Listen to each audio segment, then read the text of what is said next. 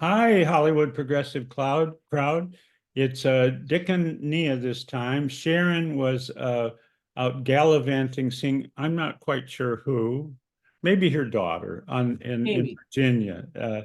And but she'll be back. She is back. She'll be back for the next review. And over the weekend, Nia and I saw a play called Tiny Beautiful Things at the Chance Theater in Anaheim.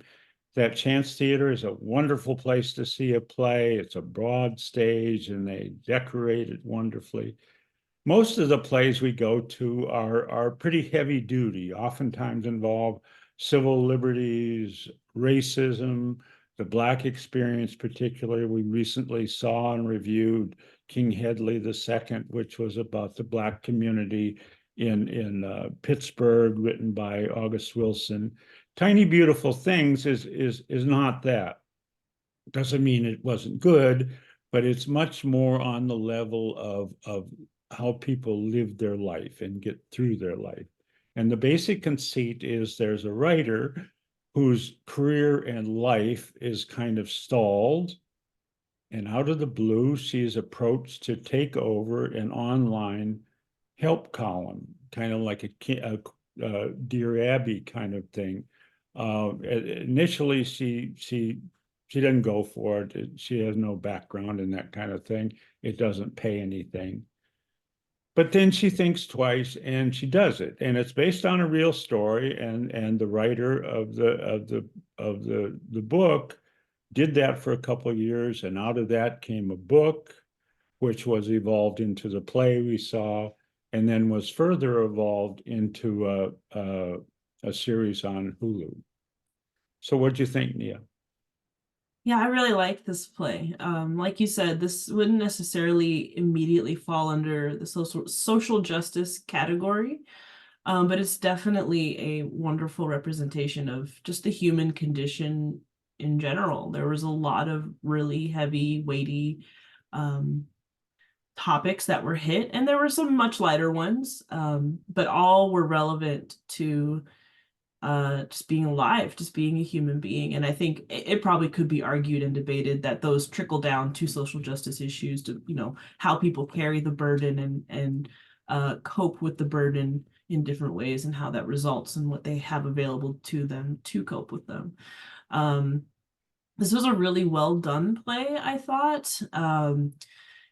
I was Again, we try to go in as blind as possible to these plays, and I didn't actually remember this play when we came in at all, so it was totally brand new to me. But I did read the little um, note from the director or note from the playwright that's usually present in the playbill, and I was a little concerned. I was a little skeptical at first, but I think they did really well. I think they pulled it off. I enjoyed the set. I think there were only four actors total. And we ended up with a huge swath of experiences and problems and questions.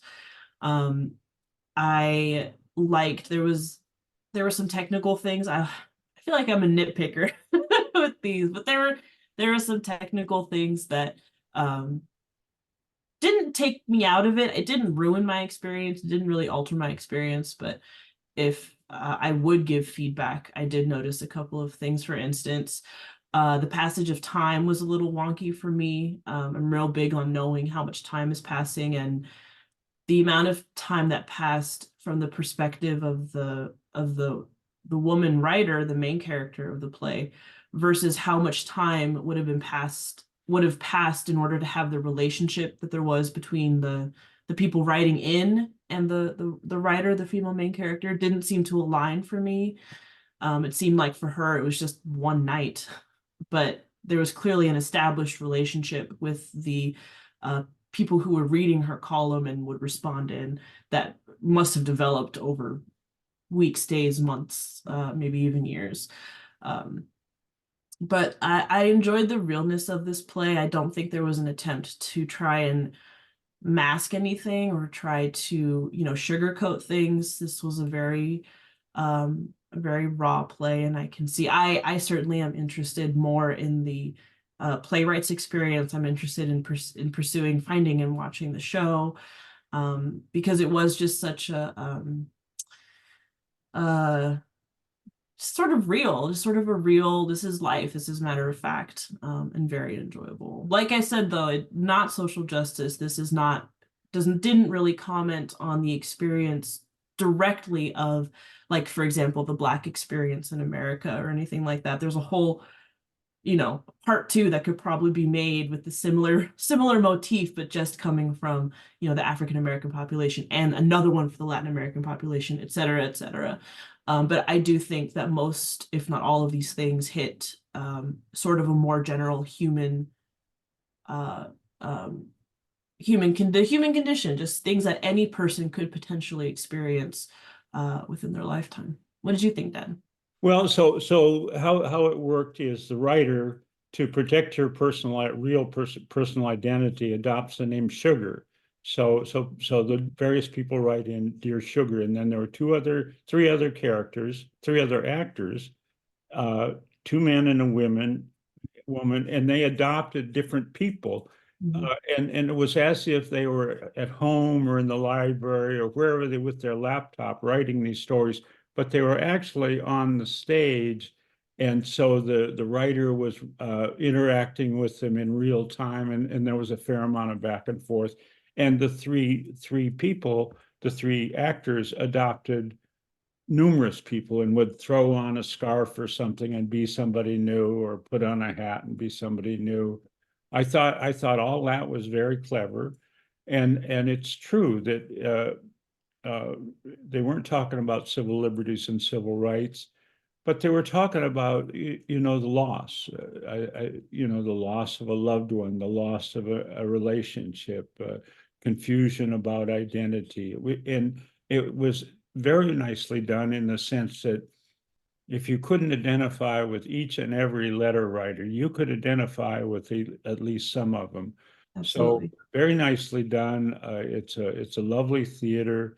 I enjoyed. I thought the acting was superb, given that, and it was the clever way of of of of of doing that, of illustrating that experience that the writer really had of getting these messages in online. And then initially, she was pretty uncomfortable with it, but then she just decided to be as honest as she could be, and reflect them on her own personal life experiences. And that's where kind of the experience of doing it seemed to heal the writer, who had started off at loose ends in her life. I don't remember exactly what was going on. I think She was trying to write a book. She was struggling trying to write her book. she was, yes, and it seemed like she'd lost a relationship.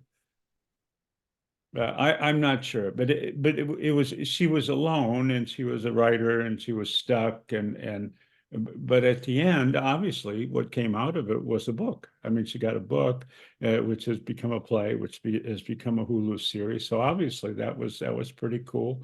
And Um, more than that, I think she gained reconnection, not just with herself, but just with humanity and with this community that she created, which is a very, very powerful thing that, and I think we talked about this afterward too, but uh, the effects of social media and the internet have sort of, in essence, it's a double-edged sword, right? It's Occam's razor. There's, on one hand side of it, it can be a big coming together of communities that otherwise wouldn't have been able to be connected because of space, or physical space being too far from each other. But on the other side, it can also be a very extremely negative place and a negative space, and there's a lot of hatred out there on social media. So it was beautiful to see the internet bring these people together in a way that was healing, gratifying, and forming of community. yeah, and part of the deal was that we talked about afterwards at dinner was that, um, by being able to compose these letters in private and then send them off and get pretty quick responses, they were Anonymous. more forthcoming. They were, Yeah. they were able to reveal uh, deep urges, deep thoughts, deep sense of loss that they would have had trouble, I imagine, doing face-to-face with anybody. And it seemed that they were saying that they hadn't done it face-to-face with anyone. So yeah, that was all cool. So I think how do I highly recommend it? I had a really good time. I do like our plays that have weightier subjects, but this was a good entertainment, and the Chance Theater is just it's easy to get to. It's a ways from us, but it's easy to get to. There's not a lot of traffic there. It's a lovely theater. It's an interesting concept. It seems to be mostly a subscription member-based theater. So most of the audience belongs to the theater, and they pay an annual fee and see all the plays going on. And then if you're a reviewer and seeing it for free, they put you way in the back, up in the corner, you know. But the theater is small enough, and you can hear it okay. So Yeah, no, I also recommend this play, especially if you are struggling with something, not as a form of therapy or to find advice or to seek an answer, but just to simply be reminded that you're not alone in whatever it is you're struggling with.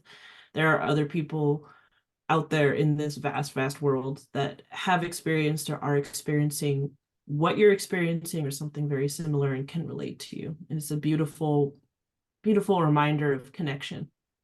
I do recommend it. I agree.